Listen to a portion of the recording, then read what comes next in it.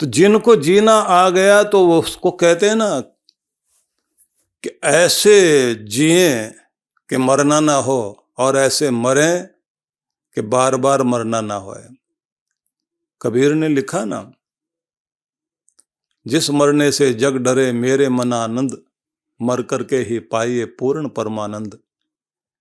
कि ये शरीर छूटे तो मैं अब वहां पहुंच गया हूं कि जहां परमानंद यहां भी है और शरीर छूटने के बाद भी मिलने वाला है। तो इसलिए ये ध्यान रख लीजिए कि भक्ति ही आपको तारती है। और भक्ति के लिए सबसे पहले आवश्यक ये चीज है कि आपको अनपेक्ष होना चाहिए। किसी की उम्मीद पर जीवन न जिए, उम्मीद भगवान की रखिए, स्वयं सेवक बन करके चलिए, अपनी आवश्यकताओं को नाप तोल करके रखिए और शारीरिक जिम्मेदारियां अपनी जरूर पूरी करनी चाहिए, सांसारिक जिम्मेदारी भी पूरी करें।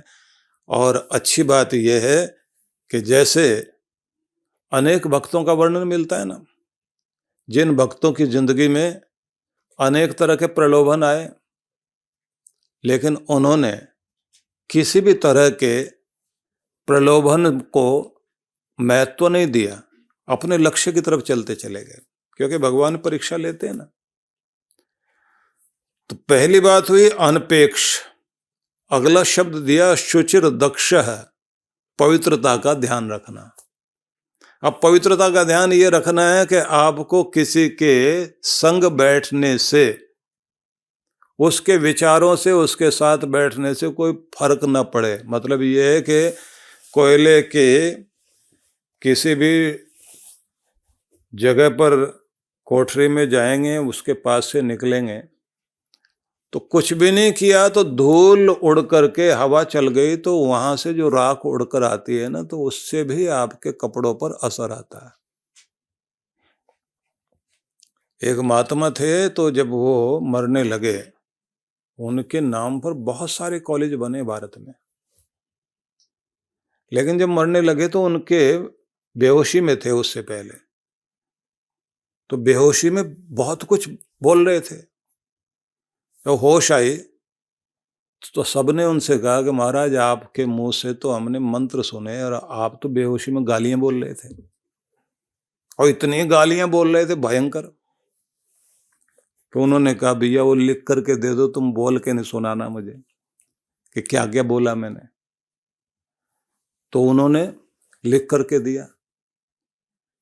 तो अब वो बैठे उसको देख रहे हैं कि ये गालियां इस तरह की कहाँ सुनी थी। तो उन्होंने कहा कि एक बार मैं, कोई सब्जी मंडी थी, उसके पास में एक कमरा था, वहां रहकर थोड़े दिन अध्ययन कर रहा था। अब वहां वो तांगे वांगे में गाड़ियों में भर के सामान लेकर आए, गाड़ियां वहां खड़ी करें और अपना जो है वो सुल्फा पीते थे। सुल्फा जो है वो एक चिलम होती है, उस पे ऐसे लगा के लोग जो है पीते हैं। आजकल चुरूट और पाइप और दूसरी चीजें आ गई, आदमी वही है, चीजें बदल रखी हैं। अब वो सुल्फा पिए और गालियां दे एक दूसरे को, और मैं बैठे बैठे कहूं रे रे भगवान कैसी वाणी है इन लोगों की, और ये क्या बोल रहे हैं, हे भगवान हे भगवान, ये क्या बोल रहे हैं, ये कैसी भाषा बोल रहे हैं, इनको पता भी नहीं इस तरह की गाली का क्या मतलब होता। बोले बस वो चिंतन मैंने 7 दिन किया महाराज, अब वो निकल गया बाहर। 7 दिन वहां रहे, 7 दिन में कल्याण हो गया, जो आज बेहोशी की हालत में अंदर से निकला। तो कोयले की दलाली की बात छोड़ दीजिए, ये भी कोयला है। पुराने लोग कहते थे कि बिजनेस भी करना और बहन बेटियों के बीच बैठना, तो कभी भी एक बात का ध्यान रखना, ऐसे लोगों के बीच में मत बैठना कि आपके मुंह से भाषा में भी अपशब्द निकलते हैं। वो पुराने लोगों की कहानी है। ऊंट पर राजस्थान में चूड़ियां लेकर के बेचने जाता था एक आदमी। अब ऊंटनी पर उसने अपनी चूड़ियां सारी रखी हुई हैं और उसको लेकर के वो जा रहा है, तो एक जगह वो खाना खाने के लिए बैठा। अब जहां पर उसने जो है अपनी ऊंटनी को बांधा, तो वहां बबूल के पेड़ थे। अब वो बबूल के पेड़ को देख करके ऊँटनी इतनी खुश हो गई, वो अपनी नकेल निकाल करके और दौड़ने लगी उन बबूल को खाने के लिए। अब कांटे वाले बबूल उधर की तरफ जा रहे और ये अपने हाथ में रोटी रखी भी, उस पे चटनी, और उसको ऐसे तोड़ तोड़ के खा रहा था। तो रोटी लेके भागा पीछे पीछे, ए बहन, ए बहन, ए बहन, ये क्या करती है, ए बीवी, ए बन्नो, ए बन्नो, ऐसे वो भाषा बोल रहा है। अब उधर के आसपास के किसान जो हैं वो लाठी लिए आ गए, बोले क्या बोल रहे हैं, दो चार गाली देना, जोश में आकर के। बहन बहन बोलता है इसको, ए बहन, ए बहन, ऊँटनी को बहन बोल रहा है। और सब मजाक उड़ाए उसकी, और रोटी हाथ में ले रखी, बहन मत कर, मत कर, रुक रुक बहन, रुक बहन। बोले ऐसी बहन तो हमने पहली बार देखी। अब उसको लेकर के आए, डंडे वंडे से रोका, वो ऊँटनी को बांधा उन लोगों ने। किसानों ने सबसे कहा, और तू ऐसे कैसे बोलता है? बोला साहब, चूड़ियां बेचता हूं और बहन बेटियों में बैठता हूं। अगर गालियां सीख ली मैंने और मेरी ऊँटनी वहां इधर उधर हो गई और मैंने इधर से गाली दी, मेरा तो धंधा ही चौपट हो जाएगा। कोई अपने घर में बैठने नहीं देगा कि ऐसा गंदा गाली देने वाला आदमी और हमारे घर में बहन बेटियों के बीच में बैठने लायक है। वो कहते हैं कि उसके बाद किसी एक व्यक्ति ने ये कहा कि भैया, तुझे देख करके आज हमारे मन में बहुत अच्छे भाव आए, जो अपना काम धंधा चलाने के लिए भी इस बात का ध्यान रखता है कि मेरी जबान कभी गंदी ना हो और मेरे मस्तिष्क में कभी इस तरह के शब्द ना आए। अगर परमात्मा का किसी ने जो है धर्म कर्म करना है तो उसे तो बहुत ध्यान रखना चाहिए, उसके अंदर कभी भी कोई गंदे शब्द ना आए, भाव ना आए। आप सोच के देखिए, कृष्ण भगवान एक एक शब्द चुन के रखते हैं। पहले उन्होंने कहा कि दुनिया की अपेक्षा नहीं करना, अपने आश्रित होकर के चलना, तुम्हारी भक्ति सफल हो जाएगी। दूसरी बात उन्होंने कही, इस बात को भी ध्यान रखना कि पवित्रता बनी रहे, और पवित्रता बनानी है तो इसे ध्यान में रखो कि जहां भी आप बैठ रहे हैं, जिनकी वाणी सुन रहे हो, जिनके पास जा रहे हो, कैसी पुस्तक पढ़ रहे हो, क्या कुछ आप देख रहे हो, किन की बात आप सुन रहे हो, कहाँ से आप गुजर रहे हो, वो जो कूड़ा करकट आपके दिमाग में चला गया तो गंदा करेगा ही करेगा। और कहते हैं बात इतनी नहीं है, इसमें तो आपको ये भी ध्यान रखना है कि बाह्य शुद्धि तो रखनी ही रखनी है, वस्त्रों की शुद्धि, अन्न की शुद्धि, लोगों के साथ मिलने जुलने में भी शुद्धि, उठने बैठने में कहाँ उठना बैठना कहाँ नहीं, इस बात की शुद्धि, ये तो सब बाह्य शुद्धि है। लेकिन आंतरिक शुद्धि इससे भी ज्यादा, वाणी, व्यवहार, आदान प्रदान, सब चीजों में, लेन देन में पवित्रता बरती है। क्योंकि अर्थ शुद्धि सबसे ज्यादा बड़ी शुद्धि मानी जाती है। रुपए पैसे के लेन देन की शुद्धता सबसे बड़ी शुद्धता मानी जाती है। इसमें आदमी शुद्ध नहीं दिखाई देते, भाई भाई का झगड़ा हो जाता है। लेन देन का ऐसा मामला है कि जिसमें अर्थ शुद्धि जो है, धन की शुद्धि आसान बात नहीं। और महापुरुष लोग तो कहते हैं कि बात इतनी नहीं है, तुम्हारे घर में कमाई आई है, प्रयोग करने से पहले उसकी शुद्धिकरण करने के लिए धर्मादा सेवा में अपने आप को लगाना चाहिए। कुछ न कुछ भाग धर्म के लिए अर्पित कर दो सबसे पहले, तब जाकर के प्रयोग करो। यहां तक कि हर दिन का बना हुआ भोजन भी ग्रहण करने से पहले, पुरानी गृहिणियां करती थी, अपनी रोटी का पहला टुकड़ा मीठा और घी लगाया और अग्नि को जिमा दिया, इसलिए कि देवताओं के प्रतिनिधि के रूप में अग्नि है, कि अग्नि शुद्धि करके। अब अगर दिमाग लगाओगे, आप कहोगे इससे क्या होता है? बहुत कुछ होता है, आपकी भावनाओं से कुछ होता है। अगर आपकी भावना शुरुआत से देने के लिए, पर्यावरण से लेकर के जीव मात्र के लिए आपके मन में भावना जागती है, तो ये बात ध्यान रख लेना, सब और आपके मन में अच्छी भावनाएं आएंगी। और जहां आदमी इससे क्या होगा, उससे क्या होगा, तो फिर चलते चलते आप कहोगे माँ बाप की सेवा से क्या होगा, उसके बाद कहोगे कि अपने बच्चों के लिए करने से क्या होगा, और चलते चलते आखिर में आप कहोगे अपने लिए भी करने से कुछ नहीं होता, फिर मरो जा करके। और कुछ करने वाले बन जाओ तो आप सबके लिए करोगे, और उसके बाद भी ये दिखाई देगा कि मैं इस दुनिया में कुछ करने के लिए हूँ। एक छोटा सा पौधा भी इस दुनिया को बहुत कुछ दे करके जाता है। एक छोटी सी चींटी, एक केचुआ भी दुनिया को दे रहा है। ये केचुए जमीन के अंदर रहते हैं, किसी को तंग नहीं करते हैं, लेकिन जिस जगह भी रह रहे हैं वो जो मिट्टी होती है इतनी उपजाऊ बना देते हैं। जिस जमीन में केचुए होते हैं वो बाग के लिए सबसे अच्छी जमीन मानी जाती है। पौधे वहां बहुत अच्छे उगते हैं। एक केचुआ भी दुनिया को कुछ दे रहा है, चींटी भी दुनिया को कुछ दे रही है। ये तितलियां उड़ रही होती हैं, भंवरे उड़ रहे होते हैं। आपकी फसल उगाने में, फल लगाने में इनका बहुत बड़ा योगदान है। दुनिया की हर चीज काम कर रही है, मनुष्य को छोड़कर। मनुष्य सिर्फ सबसे लेना चाहता है, देना नहीं चाहता। तो शुद्धि सबसे पहले उन्होंने कहा, एक दूसरों के आश्रित जीवन नहीं जीना, संसार की अपेक्षा में अपना मन नहीं लगाओ। दूसरी बात कही है, शुद्धता पर ध्यान रखो। मन शुद्ध, विचारों की शुद्धि, पॉजिटिव थिंकिंग, और वाणी भी ऐसी जिसके द्वारा आप खुद को आगे बढ़ाओ और दूसरों को आगे बढ़ाओ।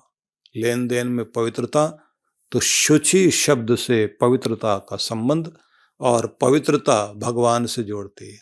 अब तीसरी बात उन्होंने कही, शुचिर दक्ष। दक्ष का अर्थ होता है कुशलता, उत्साह, सजगता, मन बुद्धि में किसी भी कार्य में दक्षता, परफेक्शन में विश्वास, कोई भी काम करना बहुत अच्छे से करना। और उसी में आ जाता है उत्तरदायित्व निभाने में जो आदमी दक्ष है। तो एक प्रार्थना हम लोग कराया करते हैं जिसमें यह कहा जाता है, हे भगवान मुझ पर ऐसी कृपा करो कि मैं अपनी जिम्मेदारियां निभाने में कभी पीछे ना हटूं, और उस समय मुझे और अधिक जिम्मेदार बनाना जब दूसरे लोग जिम्मेदारियां छोड़ छोड़कर भाग रहे हों, तब मुझे आप और अधिक जिम्मेदार बनाना। उत्तरदायित्व निभाने में मैं सदैव दक्ष रहूं, कुशल रहूं। उस समय और अधिक दक्षता देना जब दूसरे उत्तरदायित्व छोड़कर भाग रहे हो, जिम्मेदारियों से मुंह मोड़ रहे हो। और बोल जाए कोई, मैं थोड़ी जिम्मेदार हूं, तुम होते हो तो हो, मुझे क्या पड़ी, तुमने करना तुम करो, मैं तो जिम्मेदारी नहीं ले सकता। तो जो जिम्मेदारी नहीं लेते, गैर जिम्मेदार आदमियों की इस दुनिया में आवश्यकता नहीं होती। आवश्यकता उन्हीं की है जो जिम्मेदारी निभाए। हर घर उसी के आधार पर चलेगा जो जिम्मेदार आदमी होता है। कोई ऑफिस चलेगा तो किन के बल पर चलेगा? जो जिम्मेदारी निभाए। और जो जिम्मेदारी निभाए नहीं, गैर जिम्मेदार आदमी, ऐसे लोगों से दुनिया भरी पड़ी है, लेकिन उनसे दुनिया चलती नहीं है। जिम्मेदार लोग घर में हो, ऑफिस में हो, देश में हो, समाज में हो, किसी भी गद्दी पर बैठा हुआ एक जिम्मेदार आदमी हो जो अपनी जिम्मेदारी अच्छे से पूरी करता हो, उसके बाद देखो उस कुर्सी की शोभा बढ़ जाती है। एक वे हैं जो सिंहासन पर बैठने से जिनका सम्मान बढ़ता है। इतने बड़े पद पर बैठने का मौका मिला, इज्जत बढ़ गई। और एक वो होता है जिसके बैठने से उस पद की शोभा बढ़ी, उसकी इज्जत बढ़ गई कि ये आ गया इस जगह पर तो इसने तो कमाल कर दी, ये आदमी लायक है, इस कुर्सी पर बैठने योग्य ये है। तो आप उस गुण के साथ जिए कि आपके कारण आपका पद सुशोभित होता हो, पद के कारण आप सुशोभित ना होते। जिम्मेदार लोग वही होते हैं। तो इसलिए श्री कृष्ण शब्द प्रयोग करते हैं, दक्ष। मेरी तरफ वही आएगा, वही मेरी निकटता को पालेगा जिसके अंदर दक्षता है, कुशल है, उत्साह से भरा रहता है, सजगता से भरा रहता है। मन बुद्धि सब में जो व्यक्ति सजगता से कार्य करता है, किसी भी कार्य को करने में जिस आदमी के अंदर दक्षता है, परफेक्शन में कार्य करता है, उत्तरदायित्व निभाने में समर्थ है, आलसी नहीं है, असावधान नहीं है, अशिष्ट नहीं है, ऐसा व्यक्ति दक्ष व्यक्ति माना जाएगा। दक्ष वह व्यक्ति जो जिम्मेदार भी है, कुशल भी है, कुशलता से युक्त किसी भी काम को, वैसे कुशल शब्द को भी अगर आप देखना चाहें तो एक शब्द होता है कुशा।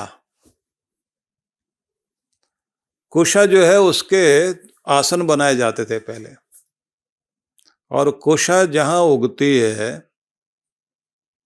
ज्यादातर तो झाड़ झंकाड़ वाली जगह पर होती है, तो उसके जो घास ही है एक तरह की, जैसे सरकंडा होता है और जिनसे छप्पर बनाए जाते हैं वो वाली जो घास फूस होते हैं, उसी तरह से जो कुशा होती है, कुशा की जो नोक होती है वो बहुत तीखी होती है।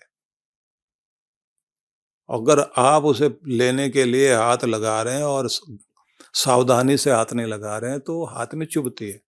अब चुभ जाए तो एक बात, वो कई दिनों तक सूजन भी करेगी और दर्द भी करेगी। अब पुराने ऋषि लोग जो है वो आसन बनवाने के लिए कुशा मंगवाते थे। अब उस कुशा को लाने में जो आदमी दक्ष होता था, प्रवीण होता था, उसे बोलते थे ये कुशल है, कुशा को लाने वाला। मतलब कांटों वाली जगह को भी, उसे भी काटने में भी, उस घास फूस को भी इस तरह से कि खुद को नुकसान भी ना हो और उसे उपयोगी बना लेना। इसलिए एक शब्द चल पड़ा कुशल। और फिर ये चलते चलते कहां तक पहुंचा, हम एक दूसरे से पूछते हैं कुशल मंगल तो है। मतलब काम करते करते आप लोग इतने दक्ष हैं कि घर में सुख शांति है, कोई समस्या तो नहीं है, मंगल है, मतलब मंगलदायी प्रसन्नतादायी स्थितियां तो हैं। तो अब एक शब्द पर न अटक करके हम फिर वहीं पहुंचे, दक्षता से युक्त जो व्यक्ति है।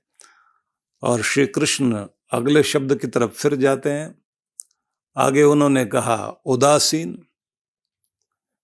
गत व्यथः। तो उदासीन उसे कहा जाएगा जो तटस्थ रहता, रिजर्व रहता है।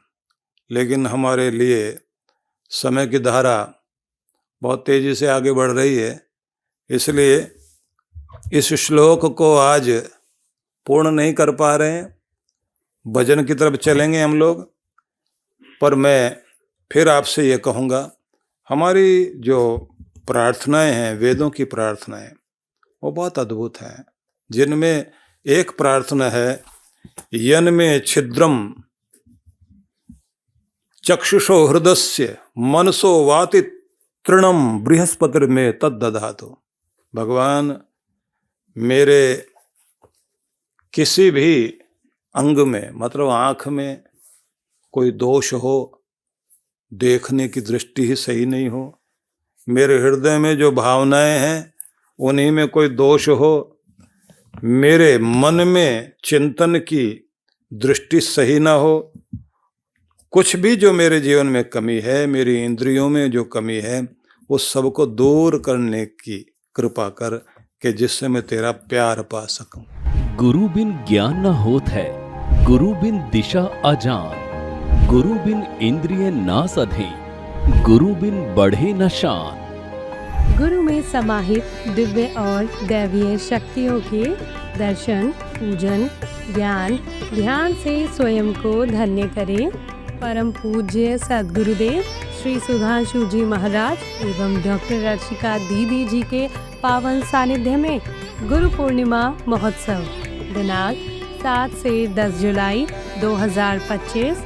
विशेष कार्यक्रम गुरु मंत्र सिद्धि साधना, दिव्य शक्तिपात क्रिया, गुरु मंत्र दीक्षा, भक्ति सत्संग, गुरु दर्शन।